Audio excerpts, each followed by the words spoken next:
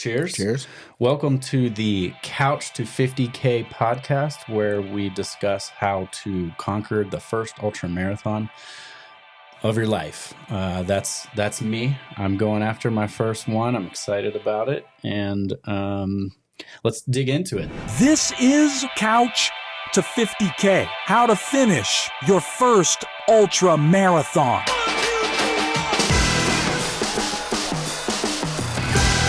This is our episode where we talk about getting off the couch. This is a month that we set aside at the very beginning of this journey to just simply shift that mindset a little bit and also start moving, just get out there and get moving. I'm excited to get into it. I'll just run quickly through. I will say hello. Matt's here too. What up? Before we get too far along, I'll just throw out what I'm going to go after. You can kind of give me your take on it and maybe supplement a little bit. But what I'm hoping to do, it's been a good 8 to 12 months or so of a basically sedentary life. Still living life. I'm out in the world. I'm working and being a dad and all of those things, but hasn't been a focus on fitness. A little bit of sickness, a little bit of injury, nothing too crazy, but enough to demotivate me and just have a bit of a lazy mindset when it came to fitness and say, like, well, I don't know if I even have time to worry about that right now because we got so much going on. Let's put it all into work, put it all into family.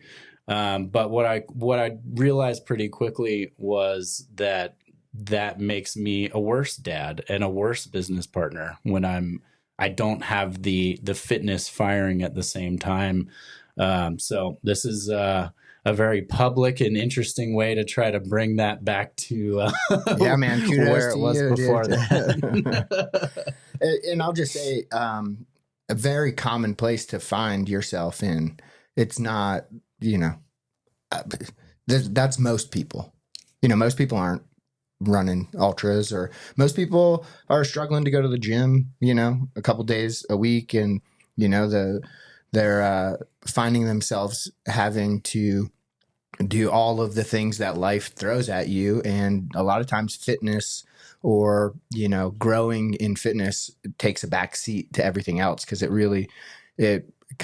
might not have the appearance of being the most important thing in your life. But it does. There's a lot of trickle down into other areas of your life when you're sedentary and you're not, doing something to get moving a lot.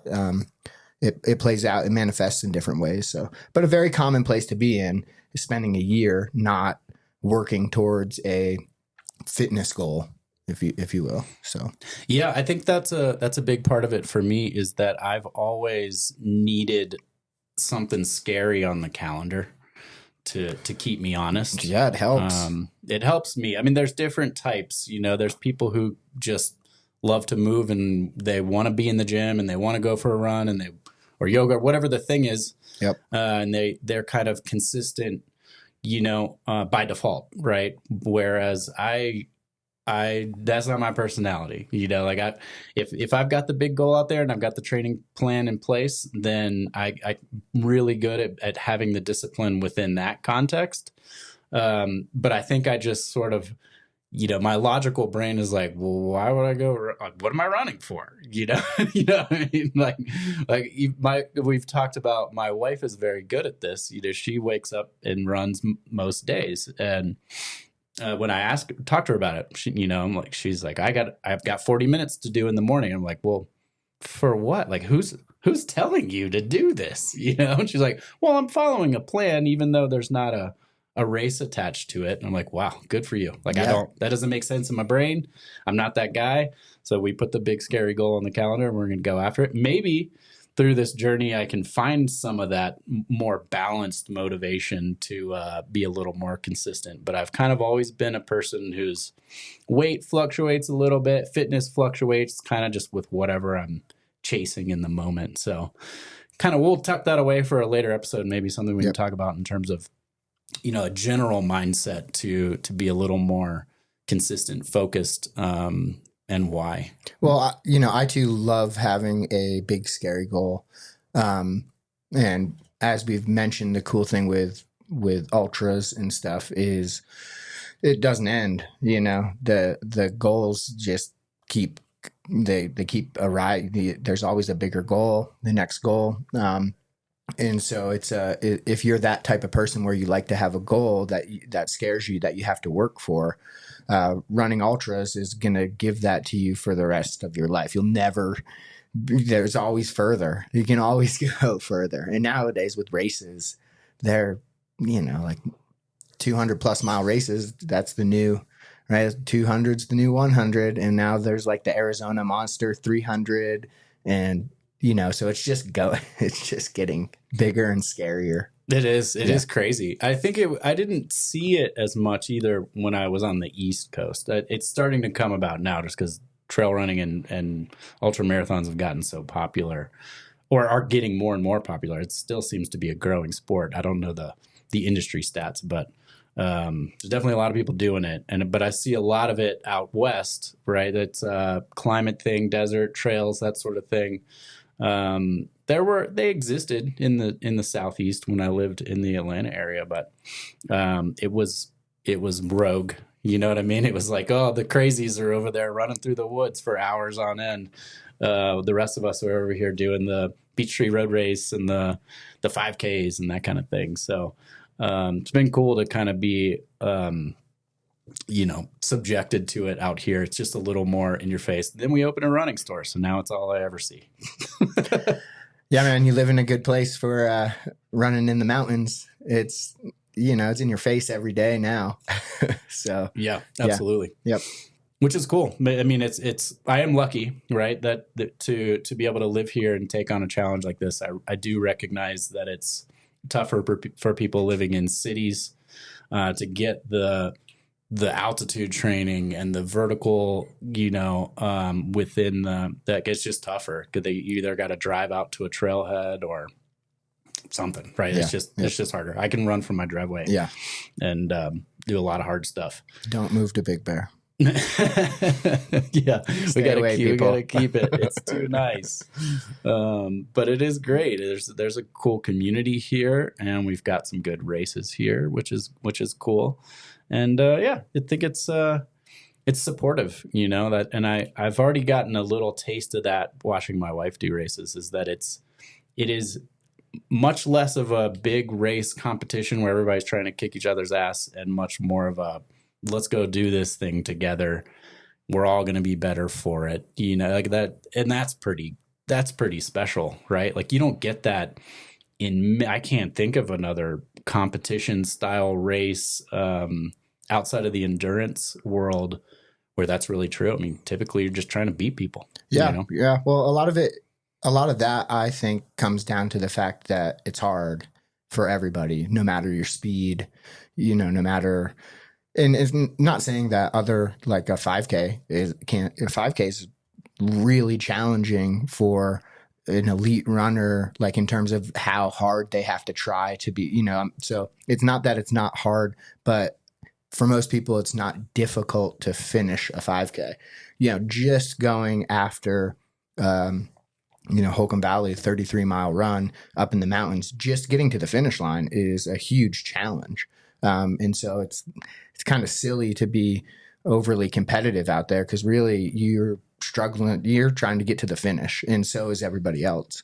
I think that's a lot where a lot of that camaraderie comes in. You see everybody out there, regardless of speed, having to work to get to the finish. Yep. I love that. I'm glad you took it to the end because I now want to take it back to the beginning. Yeah, totally. That's the goal. That's what we're going after. Holcomb Valley, 33 miles. We're calling it Couch to 50K. I guess I get a couple bonus miles in there. And that's all good. But so where we're starting now, coming off the couch here, my goal for this first month is to move consistently, right? I'm not even going to say it's all running right now. I just want to get in at least 3 workouts a week that are dedicated. They don't even have a minimum amount of time. If it, the very first thing that I'm going to do is walk to my mailbox and back. We live in the mountains. I don't have a mailbox other than in my driveway. It's about a quarter mile down the road. not too bad, but it's a half a mile walk, right? Walk down there, check the mail, bring it back with me. Like a light CrossFit workout. You got to carry something, right? But that's the beginning, so do that until it feels good, and then we'll walk a little further. And so it hasn't snowed yet here. Usually we have snow in December, but that's good for this project. At least I can do more running and mountain biking. If I get a hot enough day, I'll probably get back on the bike. I'm kind of a baby when it comes to biking in cold weather. You start moving fast and it's freezing. Yeah. It hurts, man. You can't cover up like everything. Yeah. Or if we get snow, that I'll count that too, right? Hit slopes and do some skiing. So kind of cross training, but just consistently, deliberately moving the body over the next 30 days. And then we'll kick that up a notch in the second month. But so that's kind of how I'm loosely going to approach this first month. I don't even think I'm going to put it on a calendar. But short of making sure I hit 3 a week, that's kind of, I want to keep these stakes as low as possible. Yeah. Right. It's been a habit of mine in the past in a situation like this to say like, oh, all right, that's enough. Time to eat perfect, workout every day for an hour and a half and overhaul my life. And, I don't even have to tell you what happens. Right. That's a huge undertaking. Yeah. Maybe I can do it for a week. Right. And then your body and your brains is like, what the hell, bro? Like, this is too much. Like, you've changed too much. Not sustainable. Right. So just focusing on the fitness. I'm not going to change anything else. I'm not going to change as I said, it's December, but this would go for any month. There's a lot going on. It's around the holidays. There's parties, a lot of food. I'm going to do whatever I want, but I'm also going to get out there and move the body 3 times a week. Yeah, I think that's great. A great way to start. I would keep in mind, I would suggest maybe as you start to do that and you start to move more, don't worry. It sounds like you already got this on the radar, but don't worry about going really far. I know it's like you're trying to run a 50K, but don't think about that yet. And I would even, suggest maybe doing less duration and more frequency as the way to grow. So right now you're doing 3 times a week and let's call it 30 minutes of walking. Now, when you want to start ramping that up, I would keep it 30 minutes and go to 4 times, go to 5 times, as opposed to the 3 times becoming longer. I think what this will let you do is recover more, recover easier, but also like the hard part's getting out. Well, once you're out there, it gets easy. And so you don't want to shy away from the hard part, especially at the beginning. You want to dial in your ability to do the hard part, which is to get out the door. And the more, and then later we'll get to where it's like, now you have a high frequency and you can start to bring the duration up, and your body will reward you by not needing as much recovery time. That's going to be one of the first things you're going to experience is you're going to be like, I'm freaking sore. Oh man, like the 3rd run of the week and my knees got a wiggle in it now. And that, and like little injuries will make getting out the door hard. But you're going to get them. You're absolutely going to get tendonitis and a sore, whatever. And you're going to go out on the trail and sprain your ankle, and so just as you progress, try to take into account that maybe doing it more times is more important right now than doing it for longer. Yep. I like that. Yeah. Reinforcing cycle too, right? Where,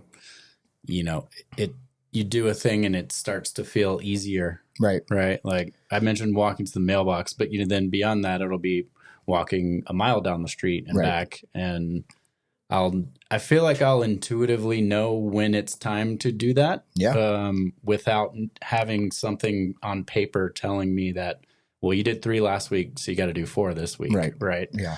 And I like that. I've followed training plans in the past, and it feels very rigid, right? The structure is needed and necessary for me, but understanding that it's flexible, and maybe we push that back a day, or maybe we do more. Well, yeah, and just know that there's gonna come a time in this when you're gonna have to be rigid, and you're gonna have to do more, and you're gonna have to go further. I mean, you're trying to run a big race through the mountain. It's gonna be hard. You're gonna have to put in some significant work to do it. But right now, the significant work is getting out the door, because that's what you've been missing, is just getting out there. So tackle the hard thing first, figure out, the time that it works for you, get the routine back into your schedule where it's like, oh, I can make time at these hours. This is the most convenient time for me to be going out for my run or my walk or hike or whatever it is. And kind of develop that structure that you'll be able to like expand. Cause it's going to be, your wife's going to be like, oh, where are you going? Everything that you add in this whole progression is going to get more. It's going to be more. It's going to take more time. There's going to be a ton of benefit from it as well, but it is going to take away from things that you're currently doing. You only have so much time in the day, and maybe what it's taking away is sitting on the couch right now. By the end of this, it's going to take significantly more than that to make it happen. So getting your mind into the game is kind of the thing I think you're trying to do this month. Yeah, I like that a lot. That makes it sound a little more fun, right? Yeah, because right. There's gonna be hard ones. There's gonna be hard workouts that I don't want to do down the road. I'm sure of that. But right now, it doesn't have to be that. This is just changing one piece and having fun doing it. That's why I wanted to keep it open to cross training and just doing other stuff. Don't force myself to strap on running shoes and go running if I don't want to go running, right? And I can get away with that for this month, right? And this is month 1 of this thing, and I think it's a really important month, though. I don't think it's something that should be glossed over, because that's something that I would have done in the past. For people who want to join in and take part in this, or at least try to do something similar to this, I think this is a really important part of the whole thing, because if you don't take the time and be patient with this very first step of making that one change, then it's like a house of cards, right? I mean, at that point, if this doesn't happen, the whole thing's gone. Yeah, and I'll say, for me personally, I'm not going couch to 50K. I have a pretty established running experience. I've done a lot of ultras, but I use this method too when I'm, say, coming back from the time off after a race. Say I do a race and I want to take a month or two. I don't recover. Some of these longer races I've been doing, I mean, it could be 4 months, or like currently it's like 6 months and I hurt myself. And so, but like my mind wants to jump back into running really far. And that's just a way to keep your injuries coming, especially as I'm getting older. And so I do this myself, where when I'm coming back, I really focus on high frequency, low duration. That's like my comeback model. It's like, I'm going to get out. For me, I'll start with, and I'll be coming off of a race that's maybe 200 miles. And so I want to get back into it. It's been a couple months. I start running 3 miles at a time, and it feels almost pointless it's like, what are you running 3 miles for? You just ran 250, or, and my mind kind of wants that feeling of like, that, because there's a lot of great feelings that come with it. But I find that if I can put in a few weeks of consistent, like I'll run twice a day, 3 miles a day. And then it's like, after a couple weeks, I'm starting to feel it again. Then it's like, I'm going to do 4 miles twice a day. And then I'm going to do 5 miles, and I'm going to get that daily average up through adding more runs and not really going out for long distances. And to be honest, I also like the training with shorter runs, even though I'm going to run a really long race. Definitely have to include long runs in the big scheme of things. But I find a lot more benefit from running often at shorter distances than you would think, So I get a lot out of a 30-minute to an hour run, especially when you start stacking them on top of each other. So yeah, it's a great way to start this thing. Yeah, that's cool. I love that. I'm, I don't want to look past it, but I do want to start that in the second month as well, like stacking in more runs. So, like as you mentioned earlier, but instead of trying to take it from a 3 mile to a 7 mile, let's do run twice a day. Yeah. I've never done that. I mean, I've run multiple times in a day. I mean, probably a handful of times, if I'm being honest, in my whole life, right? Yeah. But what I was getting is I've never focused purely on run fitness, right? In terms of what I'm trying to accomplish, and thus have never put a focus on stacking runs or running more than once in a day, or should it be longer, should it be shorter, should it be faster. And we should get into different types of runs when we get into the training plans and towards the end of the next month. A quick look ahead to the second month of the program would be adding in even more frequency. Among some other things, like dialing in the diet a little bit more, maybe changing some other habits that are going to reinforce everything and get us primed and ready to really take on a training plan that lasts for 4 months that's going to get us to the finish line in a confident and fun way. Like that's my goal for this race, is to get out there and have enough fitness to have fun on the day of the race, right? Like the race is the reward for this whole block of training and everything that we're overhauling here. But without the fitness, it's still going to suck, right? Yeah. It's going to be hard either way, right? Yeah. And I love this approach. There's, it's fun. It's like a big experiment. It's fun for you. I think you're going to get a lot out of it. And I think it'll make a lasting impression on the way that you move forward, where, some other people might take the approach of like, I'm just going to go slog it out, whatever. There's some kudos to you if you can just go out there and grind one out off the couch, but it's like a recipe to destroy your body. Indeed. And to not keep going. I hope you're 25. If you're doing it that way, I hope you're 25 years old. Some people are just freaks too. They can just go do stuff. So no, it's cool. I think it's cool. I think it's going to be fun. And I think you got a long fun road, a lot of running. I wouldn't think about that now, but I'm just going to say it anyway. It's not something you really want to think about right now. Like you said, shifting your mindset, getting yourself off the couch. That's the beginning. That's what you're thinking about right now. Don't put too much pressure on yourself to, you shouldn't be laying in bed at night thinking about running 30 miles yet. Right now, it's like, just, you got to get moving. Yep.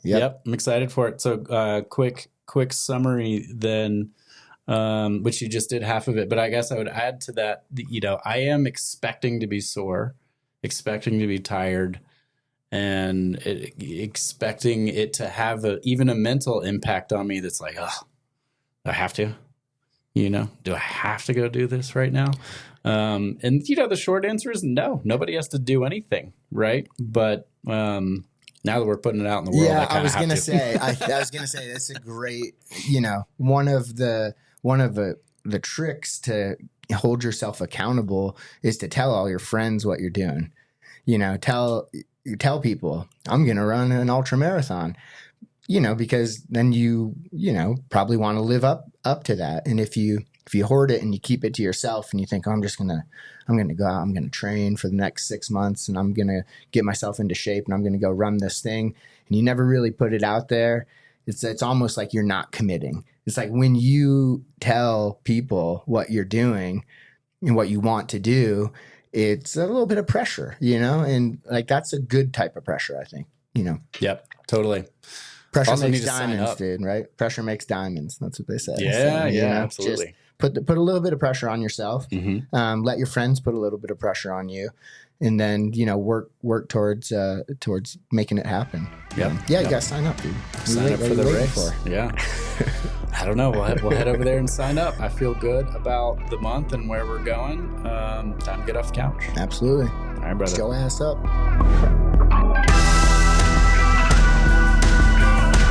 Couch to 50K is an Elevated SoCal project. All rights reserved.